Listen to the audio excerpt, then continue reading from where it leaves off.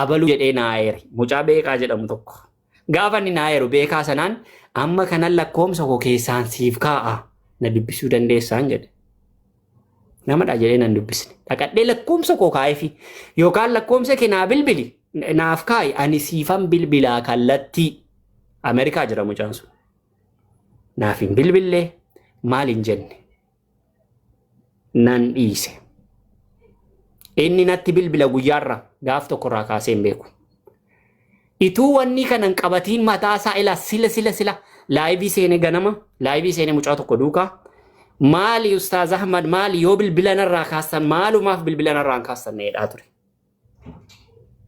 an adeemsa isaatiin haa ta'uu dideennan bilbila irraa kaasuu dhiise sababiin irraa kaasuu dhiise mucaa miskiina namni hundi isa gateennaan mucaan kun fuudhee ijoollota mari'achiisee hin gargaarra jedhee ofiisaa birrii 1,000 gargaaree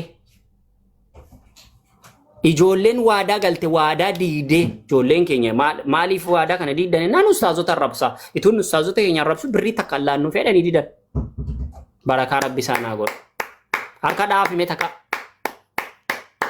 wallahi isa dhugaa wandaatam wallahi ingoon wedhan ani mataan koo jechuudha kottaa waa'ee gargaarsaa keessaan goonaa kottaa warra sirratti hin gargaarra jettanii abdiin kana godhe jettan kottaa keessaan edeen itti dubbadhe isinitti nima suma dhugaa ana duuka waan baay'ee asuneerra waa'ee fakkeenyaa fi maalii fi dhimmanni dhaqee walee duukaa taasisu maalii faasota kana jedhee ragaa quraanarraa waan garaagaraarraa fuudhee itti agarsiisee sana booda silumayyuu anaaf wanti naan galle waa'ee sadummaadhaa jedha gaafa sanarra deebe ati kiristaanummaa keessa jirta ammayyuu islaamummaa miti jedhee itti abdii gaafadha abdii Huseenii isinii galee islaamummaani sobanii keessa amantii sobee namni keessa taa'uu danda'u miti amantii namni fakkeesse keessa taa'uu danda'u miti yeroo dheeraa turuu hin danda'u islaamummaa keessa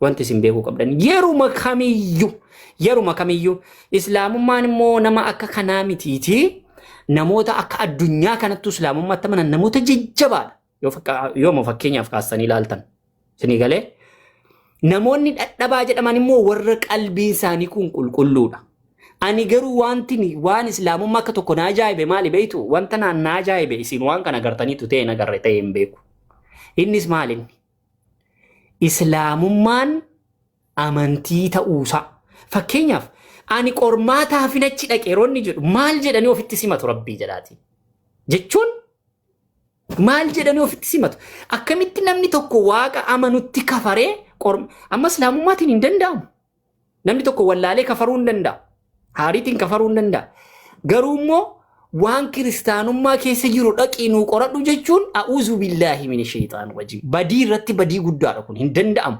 kafariitii sobii akkas ta'e jechuun hin jiru islaamummaa keessa waan akkasii namni tokko kafaree rabbitti kafaree icitii kiristaanotaan dhaqee funaana namni jedhu never ever hin jiru hin danda'amus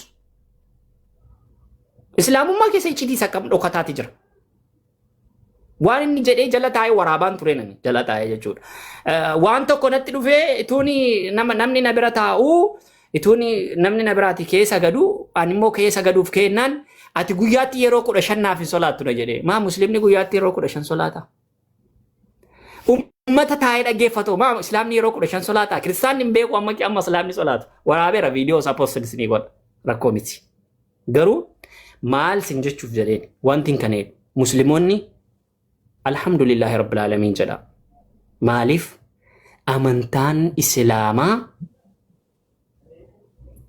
amantaa fakkeessaan tokko keessa hin jirredha amantaa dhugaa mee dhaqaa fakkeenyaaf wanti dhoskaan tokko islaamummaa keessa hin jiru mee islaama fiilmii hojjetu agartanii beektu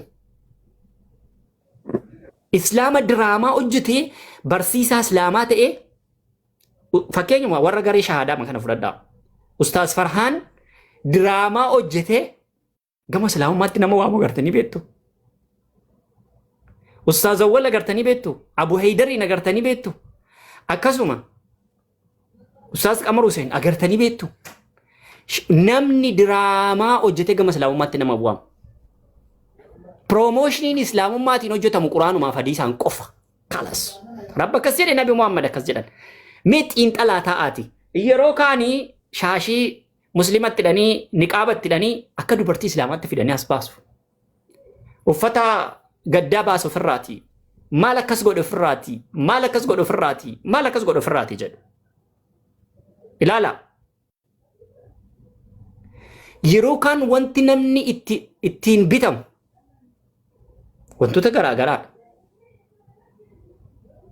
yoo gartanii tutee ina gartu xiinxalaa mee taa'aa xiinxalaa jechuun yeroo hedduu islaamummaan nama qalaa jedha nama ajjeesaa jedhama namicha dheengadda du'e nama meeqatti itti yaa'ee cafacafee zangiitiin cafacafee ajjeese okay dubartiin sun fakkeenyaaf dubartiin ilmoo ishee islaamummaan amantii nama ajjeesaa jedhudha jedhu tu kan ishee danfuu kan namaa moqti jedhan meesicha kitaaba irraa wangeela irraa dhiisnee isa riyaalitii lafa jiru meeyaa sun isuma lafa jiru namni dheengadda du'e sun rabbi rahmata saafaa godhu rabbiin jannatal firdawsiin isa aaqananiisu qabri isaa roodatu min riyaadil janna rabbiin saafaa godhu amiin jedha namni kun islaamummaa qabate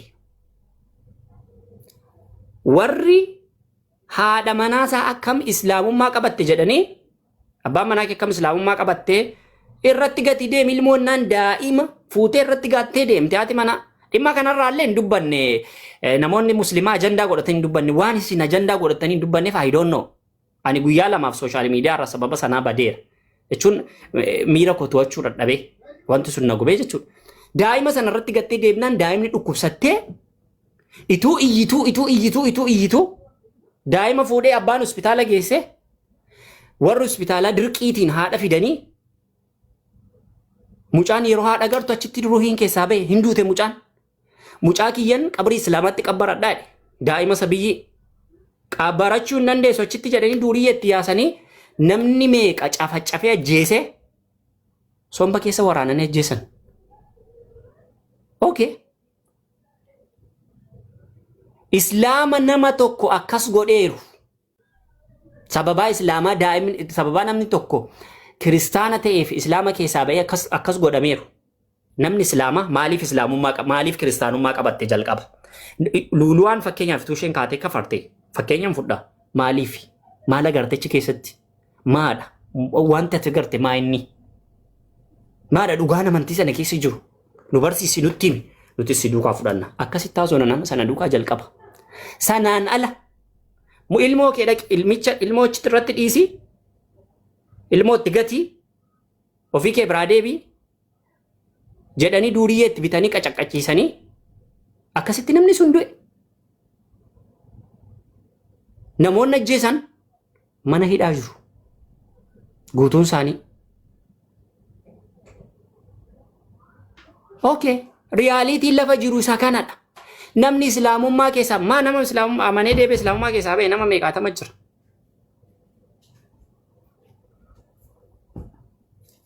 ituu fakkeenyaaf akka shariyaa islaamaatti murtee itti muramutti jira waan gaafatamu gaafatamee deebamee jechuudha wanti sanaan ala wanti na ajaa'ibe ammamuma amantii isin amantan amanamummaa qaba amantoonni amantii sanaa ammam amantii sanaaf amanamtu amantiin isin amantiidha jettan kun immoo dhaqaatii amantii sana qori jettanii ergitan yoo ta'e maal amantiin akkasii jechuun CID dha CID information funaanuudha taphadhamoo amantiin mataasaaf amanamini namni moo kaffaltii namaa kaffalamuti jira qora namni dhufee sana keessatti yoonni qorannaa akkasitti geggeesse mee akkuma isin jettan kanattuu ilaallaa wanta namaa kaffalamuti jira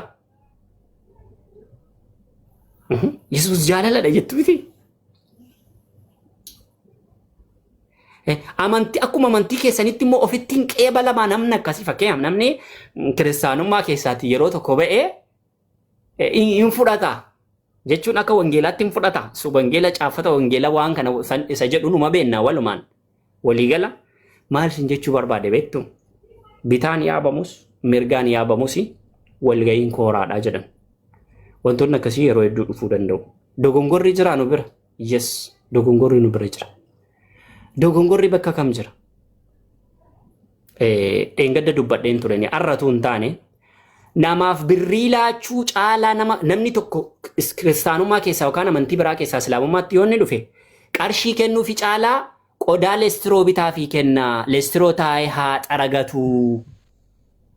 Sini galee leestiroo bitaa fi laadhaa taa'ee haa xaragatu. Sini galee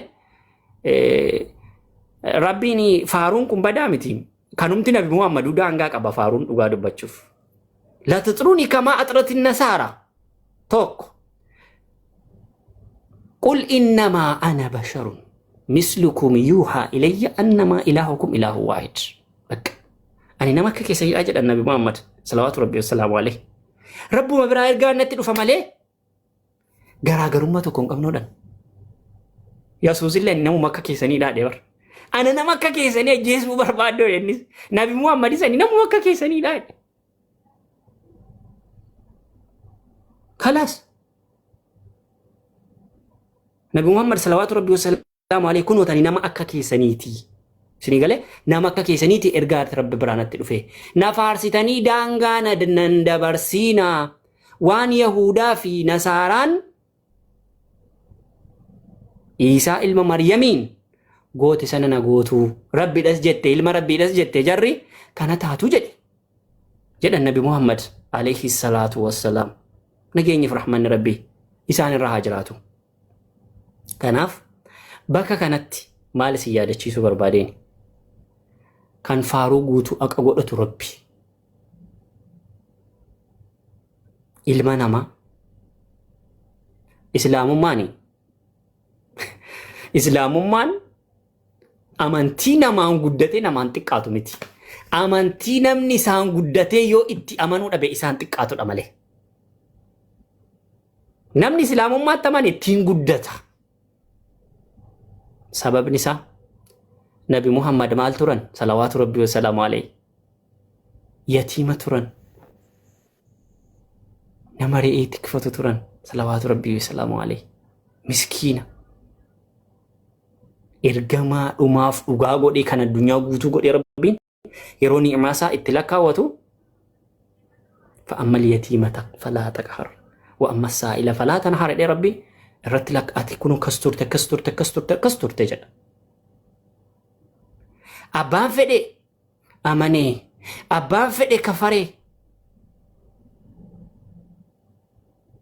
وانت إسلام ما رأي تنجر وانت إسلام ما بدبل منجر إسلام ما تنصدر كان مسلم ما تمنيتي أول كامله إسلام ما بوامتي نمني بوزنجر إسلام ما تمني نموني برا ورّي أمانتي إسن أمانتان أمانتي إسن أمانتي أجتني جنان نمنا أمانتي كيساني تمني كن ورّي CAI يوكان CID نما غما ترجيتان كن لغاد jechuun wanti kun dhugaa ta'uun amantii namaatiin daldaluu keessanuu kana mul'isa. Sababi isaa Allahu rabbi rahmata almasii isaa arganne garaa jannataatti. Rabbuma jedhama. Maal amantiin keessan? Who is rabbi rahmata? Who is almasii isa? Almasii isa kan jedhu wangeela keessa jira. Allah kan jedhu afaan Arabeeffaani barraa'ee jira. Allah rabbi miti jedhaan turreessin. Amma moo guuramtanii majala yaatu rabbumaa jedhaati. Maali ummata mee manja hin qabne manja jedhu ummata kallattii ittiin deemtan hin qabne kallattii takka hin qabne seera hin qabne heera hin qabne. Namni Isaa ilma Maryamiin qoosaaf rabbidha jedhe qoosaaf waaqadha jedhe hin kafaramu. Hin danda'amu. Hindanda'amu never ever. Dhuguman sinitti hima. Ituu amantaan keessan amantaa promooshinii malee amantaa sallaayii malee bela amma moo eenyuti dhufa gaammattaane namni biraa eenyuti dhufattaane arra miti kan tole dhuguma isa dhugaa isinitti dubbachuuf arra miti kan tole gaafuma barsiisonni nama dura dhaabbatan mee nagarra fakkeenyaa fi namoota waa barsiisan. Ispeeshaalii warri raajotadha jedhamanii obboloonni keenya obboloonni amantaa kiristaanaa hordofna jedhan kun jala yaa'an guutuun isaanii mi waa isaan godhan gaditti xiinxalaati dhaggeeffadhaame. Dhaqaa yuutuubii isaaniirra. Soba sobuufillee soba waliin fakkaanne soba. Arra kana soba tokko yoo sobani sobicha kan biraatti diigaa dhufee booru.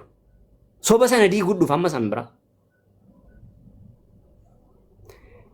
Amantaa sana baruuf isin islaamummaa baruufi nama islaamaarraa rabbi meeqadhaadha tokko. Eenyu maqaansa Allah. Ergamaanoo Muhammad. Kitaabni maali? Qura'aana. Namni kamiyyuu duudaanu qura'aana dheesitti mammatuutatti gaafatte. Kallattiin kaaba. Waan kan addunyaa guutuutti walii gala. Addunyaa guutuutti illee itti galagalee solaata. Waan islaamummaa kana yeroo gadi teessanii qalbii imaan teessanii ilaaltan. Wanti kuni jechuun ispeeshaalii dhuguma isa dhugaa dubbachuuf mataan qabu, miilan qabu. Mii maal jechuun ituma ta'eeyyuu maal jedhanii nuti qorannaaf ergine akkamitti jedhama rabbumaa keessanii jedha akkamitti jedhama. Kun eebii miti kun safuu miti saalfii miti kun. Ama itu islaamati kana godhe miidiyaa islaamati waan kana godhe ta'eeti miidiyaan addunyaa BBC'n tokko naftu bara. BBC'n tokko naftu isuma dhugaa amantiin jedha wallaahi. BBC'n tokko naftu waan kana gabaasu. Islaamummaa irraa hubaa barbaadu miti yeroo hunda. Garuu wanta kana nama kan kiristaanoof jedhutti godhe waan ta'eef jechuun waama tokkotti fakkaatu. Maali amantii jechuun ammuma haadha manaa ofiillee kabajamaa fudhate.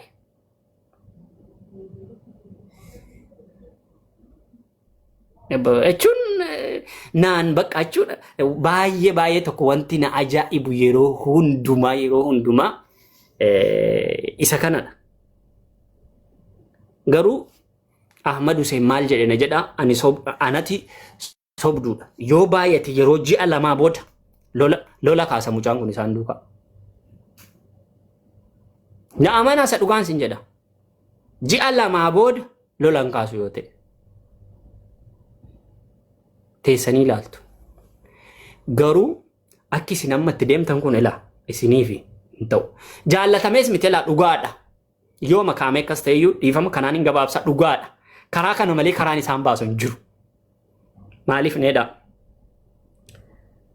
Yoo Yesuus waaqa jedhanii Yesuusiin loojikii waaqa gochuu dadhabe. Wangeelli waaqa gochuu dadhabe. Paasteriin waaqa gochuu dadhabe. Faarfataan waaqa gochuu dadhabe. Uffannaan islaamaa uffannaa islaamaa isaan uffatan waaqa gochuu dadhabe. Diraamaa warri raajota nuti maaloo banannee irra jettu waaqa gochuu dadhabe. Kanaafu namoota achi keessatti kaa'uuf waan kana gochuu qabu dirqama. Hatta nama biraamini nama barate miti. Kunoo namuma keenya miskiina suma karaarra taa'u Yesuus fayyisaadhaati ittamani birrii sii kennaa jennaan maal fayyisa nama akka koodha jedha naman guddoo tokko yoo agartaniitu ta'e. Namuma islaamaa, namuma laafaa, namuma miskiinallee kafarsiisuun hin danda'amu. Baay'ee ulfaataadha. Nama islaamaa miti waaqeffataa kafarsiisuun waaqeffataa pheenxee gochuun hin danda'amu waaqeffataa Oromoo. Maaliif jennaan itoo abbaan jiru akkamittiin ilmatti amanaas jedha. Eessa abbaa kee dhaddatuun akkas seedhu garamitti baata.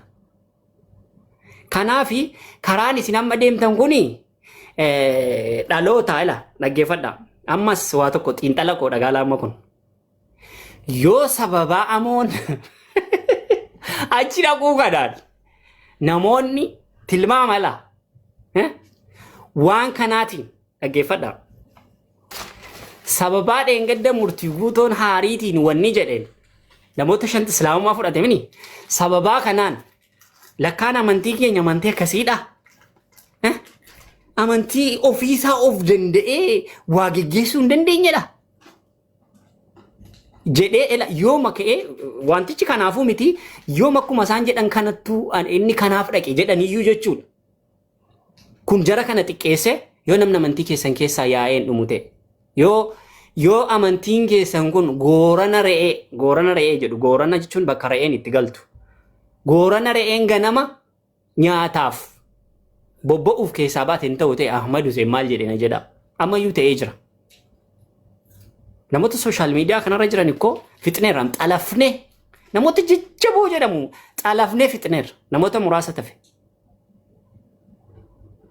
Dandeetti keenya miti. Jabeenya keenya miti. Jabeenya Rabbii. Wanta akka nuti jabeenya tokko hin qabnu. Humna tokkollee hin qabnu. Yesuus humna kootii waa gochuu hin danda'u jedhe. Humna Nabi Muhammadiin illee waa gochuu hin dandeenyu. Nabi Muhammadis humna itti waa godhan hin qaban. Humna isaaniitiis godhaan turre kana dura yeroo duniyaarra turan. Salawaatu Rabbii wa salaamu alayhi. Rabbitu dandeettii isaatiin godha. Garuu gooliiti isinitti gale goolii ofitti gashitan. Na amana gooliiti isinitti gale. Goolii kana caalutti immoo isinitti galuuf adeema. Namoonni qalbiin isaanii waa xiinxaluu arrabni kijibuu danda'a. Garuu qalbiin waan kijibaan fudhatu. Qalbiin abadan waan dhugaa malee yoomiyyuu fudhatu. Taa'aatii ilaala waan amma mucaa kana yookaan as deebisuuf jettanii yookaan akkuma jettan ergitanii gootan kana yoo isin ittiin qaanfattan ta'e anatu kijibe. Galatooma xumureera yaada ko. Haadha mana buna fidimee asumatti hin dhaabaa. Buna fidiyaa buna barna barbaachisaa buna fidi. Waan Ahmad amma jeesan irratti taa'ama amma jeesan qofa irratti qotaman. Yoo liqii takkaa irra jira birrii namaa ta'e inni hatee irra jira. Yoo akka carraa liqiin san gaafatamti. Birriin inni gaafa immoo keessatti shamarran irraa nyaatee rasiitiin nu jirtu san tajoollee kiristaanaa nama meeqaa san yoo ka gaafatamtu taate boru gara islaamummaa deebi'a yookiin eetistii ta'a yookiin nama amantii hin qabne ta'uu ta'a malee abadan wanni xiinxalli Ustaaz Ahmad amma xiinxalan kun waaw birrii liqii sana kan gaafanne ijoollee kiristaanaatti dhaami ammallee intala gaafa kaan raajiin siiraa jeeni ati saaksii wanta laalta jeeni afaan fokkota akkasiisan jeensan akka ittiin kaafne qaanyiidha. Ani namni martuu kaas jala jiru nama sammuu qabu waan ta'eef mee waa'ee amantaan birrii namaa kennaa jedhu kana irratti arragaa waliin warroota tajaajila wangeelaa jedhaman Itoophiyaa keessatti kan lubbuu isaanii ufii wal baasanii seerri harkaa qabuun hin beeka. Ragaa waliin as fiduu danda'a.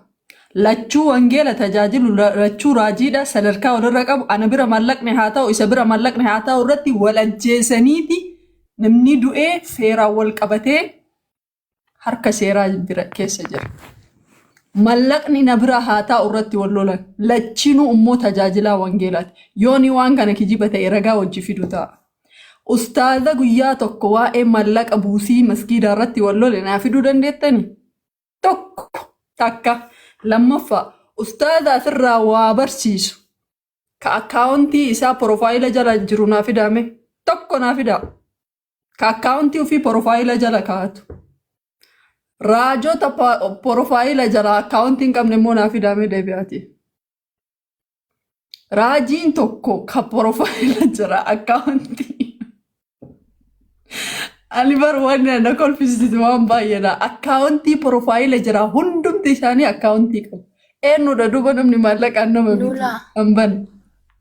Ragaadhaan kijibaan jiru warri raajiidha jedhee asirra deemu hundumti isaa beetii gadi bu'u ilaali jalarraa maal qabu akkaawuntii qabu. Akkaawuntiin maaliin jira maqaa isaaniitiin jira. Kuni maaliidha eenyutu maallaqaan nama bitaa jira anaafis isiniifis ifaadha. Itti aanee immoo iccitiin isaan islaamummaa keessaa namni yogguu waan wahii keessa seenu yoo shakkii amantaa ofirraa qabaatedha. Amooni abdii himate. Abdii himatee jennaan abdiin deemii kassasii jedhee mucaa ufiifuu dirhaama 1,000 kennee fi ijoolleen tun jalaa galte himate. Ajandaa meeqa fide jalaa cal'isan mallaqa lafatti akkana godhaa jira jedhe jalaa cal'isan eda galgala halkaniin ala jiraa jedheetiniin booyaa ture laayivii irratti warri argitan sumuna shufutti namni isa lakkaa hin jiru gara deemu dhabee fiigaa deebi'ee kooyina kuma 20 lakkooftanii fireef live irratti silaa nama balleessee dhufe inuma adabamuu qabu malee onni koina isatti lakkoofsisee hin jiru. So mallaqa warri wal bitu naannaa keenya naannaa dhaloota kiyyatti yeroo andaa'ima turetti ifaan ifatti warroonni Protestantii ifaan ifatti mallaqa akka isaan namaaf qoodan anaaf mataa kiyya hiramaa ture.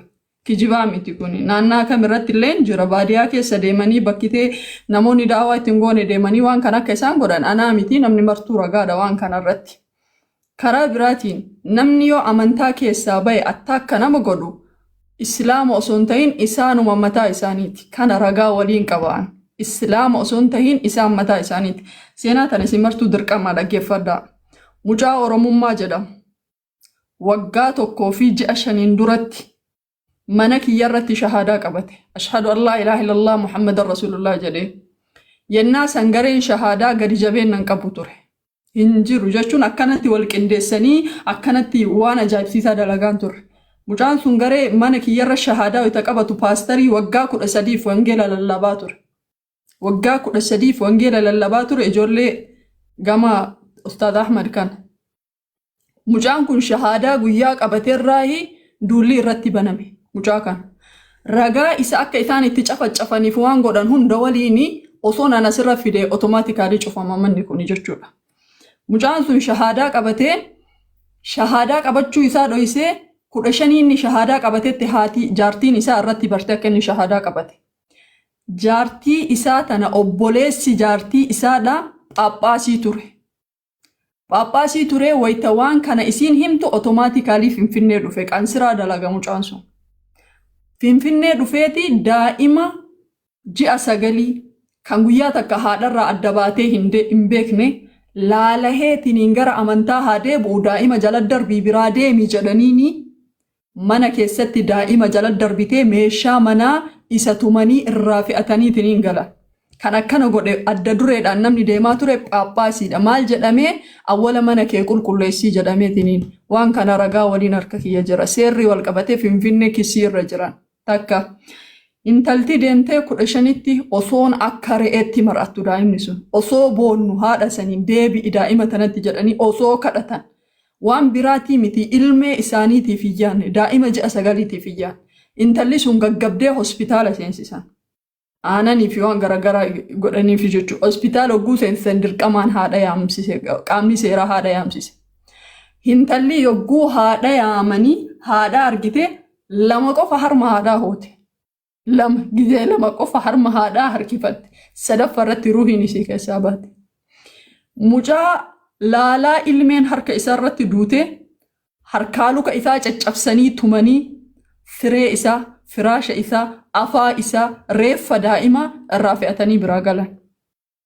Osoo inni lafarra deemee maraatu osoo inni akka re'eetti mar'atu daa'ima isaa jala reeffa naa kennaa jechaa ture. Waan biraatii miti naan jedhe guyyaa san jiruu tanarratti intalli tuni guddattee kafritee rabbi biratti wal dhaburra du'eetiin rabbiin duratti jannata keessatti rabbi walitti nuuf fidanaan jedhe. Wallahi booheetiin nuuf qabuu dadhabee yeroo san jabina nama saniidha. Osoon inni akkasitti deemu dubbii san seeraan wal qabsiisne. Kisii irratti banne. Kisii irratti bannee hidhaman warroon isaanii namni 6. Phaaphaasiin akkas godhe sun hin dhufe. Qaxxataa galchee qaamni seeraa waan inni baatee koophaa fi waan inni fudhateetiin hin deemu san hunda irraa gadi mulqaniitiin atuu ajjechaadhaan shakkamtaa jedhanii gara mana seeraa galchaan.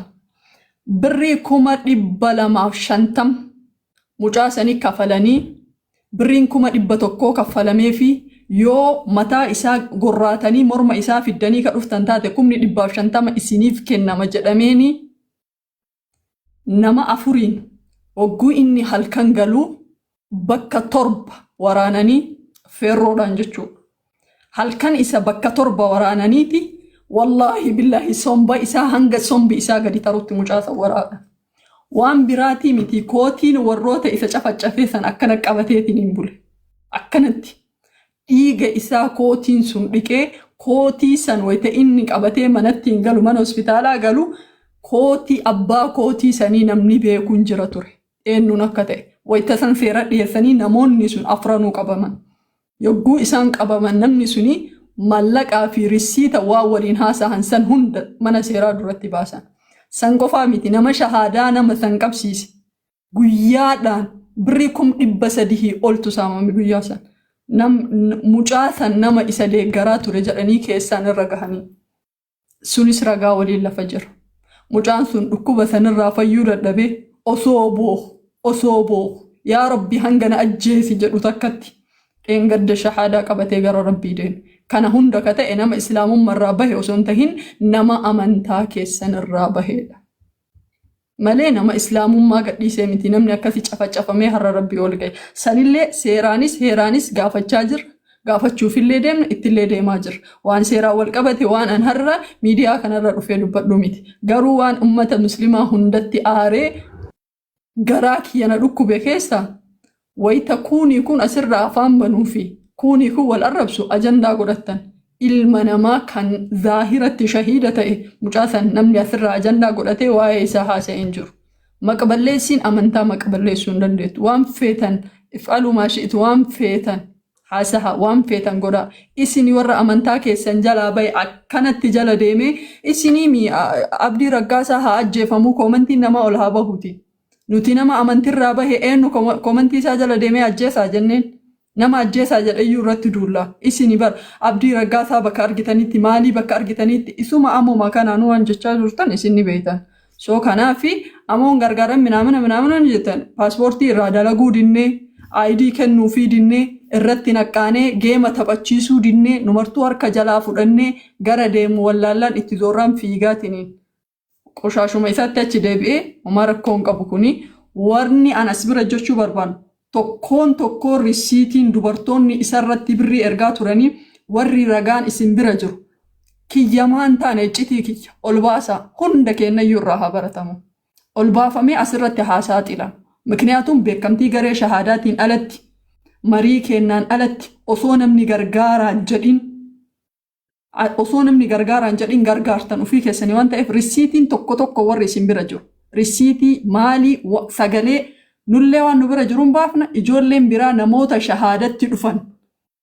Akka isaan amma booda jala mirmirfatanii waan hin taane keessan galleef nama hundaafuu barumsa ta'a waan kana ol baasaa. Wanni walirra qaqqabnu hin jiru. Anuu sagaleen kiyya keessa bira jiru hedduutu jira.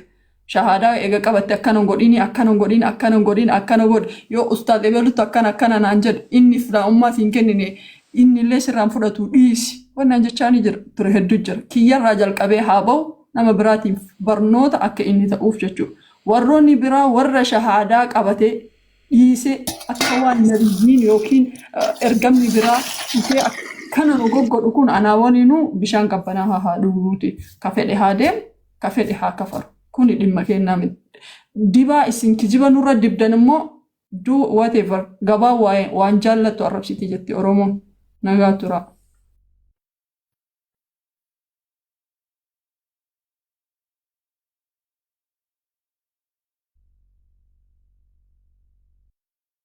Tole warri amma dhuftanii yaada keessan kennadhaadha.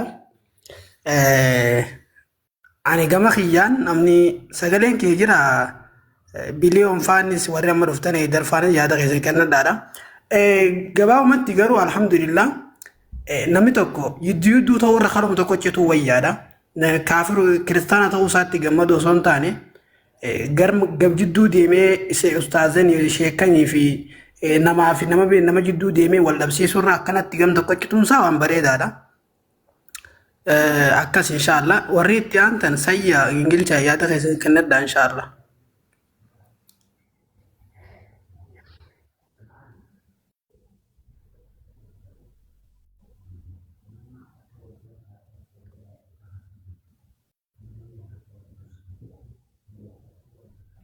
Ijoolleen raftanii ni rafanii.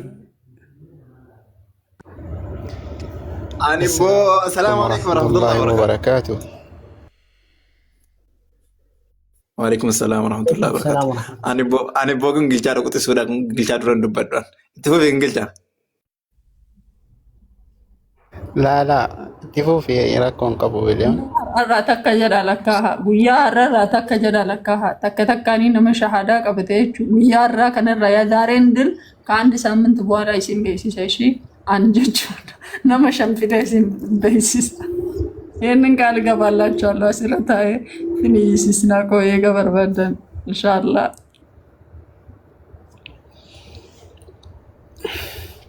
iyyisiisuun gaariidha jedheetini yaada akka kan kootitti inshaallah. Dura dursoo yaadni irra jiramu yaada bareedallee ta'eetini akka kan kootitti jechuudha. Ani waan kanallee ajandaallee godhachuullee hin barbaanne. Maaf jennaani akkanumatti ilaalchaa fi akkaataa isaanii waan irraa beekuuf jechuudha. Irraanatti mul'ateetuma baay'ee ajandaa hin goone. Maaf jennaani nam tokko gaafa waan hamaa tokko irraa arganiitiin jedhan yookiin ammoo adeemsa isaa irraa arganiitiin hin jedhan irraa gabaabbachuutu gaariidha. Inni lammaffaan immoo akkaataan keenyayyuu nuuf hin galle. Nam tokko waan hamaa tokko namarraa yoo argeetiin waan kanarraa gabaabbadhaa jedheetiin jedhe namni akkaan hamaadhaa nama sani nama dubbisan dubbateetiin hin jedhe. Ka irratti duulamu kan ajandaa godhatamee torbeessa irraa haasa'uun nama sani jechuudha. Hanga guyyaa kamitti hanga guyyaa akka har'aa kun dhufuutti jechuudha. Namootni hedduu waa'ee dhimma kanneen wal qabatu irratti as dura irraa dubbatameetiin namoota hedduu irratti duulame. Akkamitti akkas jettan? Akkamitti akkas gootan? Keessaa baasuu eddanii maaltu eddanii jedhameetiin jechuudha. Har'a warri kaleessa akka jedhaa ture sun eessa dhaqee eessa jira? Har'illee akkuma gaafsaniitti fakkaata moo yoom nuuf gala? Nama keenya yoom akka nama nuuf galu hin beeku. Namni keenya yeroo baay'ee waan gara fuulduraa yaadu inuma hin beeku. Waan gara fuulduraatti maaltu dhufaa? Wanti kun gara fuulduraatti maaliidhaaf deema? Takkaayyuu umma hawaasa keenya irratti wanta akkana argee hin beeku. Maaf har'aan tana waan har'a irra jiru irra dhaabbadheetiin hin dubbadhaan illee. Waan har'a irra jiru irra dhaabbadhee ajandaa godhadha. Nama naa olii beektota keenya ammoo ni xiqqeessa. Maaf jennaa yeroo keessa jirrutu yeroo ajandaati. Yeroo akkamitti ajandaa wayii baasa. Yeroo akkamitti ammoo waan kana dubbadheetiin akkas ta'a.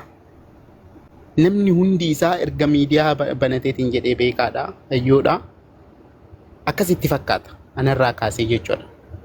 Mataa kiyyarraa kaaseetiin. Wanti akkanaa kun argamuuni tokkoffaa irratti barnoota guddaa nuuf ta'a jedheetiin yaadaan akka kan kootti. Barnoota guddaa yoo aqlii qabaanneetiin hin jenne. Yoo aqlii qabaanneetiin hin jenne. Garuu ammoo nuuf hin galu. Borullee wanti kun deebi'eetuma wanti akkanaa kun nurraa argama. Ofitti deebi'uu qabna. Amma gurbaan maal jedha ol baheetiin an guyyaa tokko islaamummaatti illee seeneen salaanne illee masjiida illee seenee illee beeku. Booda irra deemee natti naqqaamee jedhee bara namni hundi irratti naqqee jedhe. Viidiyoo waraabamee jira. Guyyaa tokko masjiida deemee beeku yoo na gaafataniitiin hin jedhanii nama sheeka gurguddaatu na qaraayisa. Inkijiba dhaqee beeka masjiida inkijiba. Wallahi akkachitti haasa'u beeka. Amma fakkeenyaaf maaf dubbii kana maaf kaasee beektanii gaafa namni keenya wahii kan guyyaa tokko salaatee hin beekne gaafa jedha bira dhaqu an masjiida akkanaatti salaachisaa ture, imaama akkanaa ture, bulchaa masjiida haganaa ture jedhee haasa'a achi yoo dhaqu. Yoo achi as dhufu immoo an hoogganaa beetikiristaanii haganaa ture. Wanti inni haasa'u akkaan har'a immoo yoo achi deebi'u akka waan kana keessa hin jirre akka namni hundi irratti naqqa'e akka namni hundi irratti beeke argee karaa ittiin waa funaannatuun dhabee karaa ittiin dubbatee beekamtii argatuun gaafa dhabee abdii kutatu karaa anaa boof jabbiin irra jette jedhanii ijoolleen.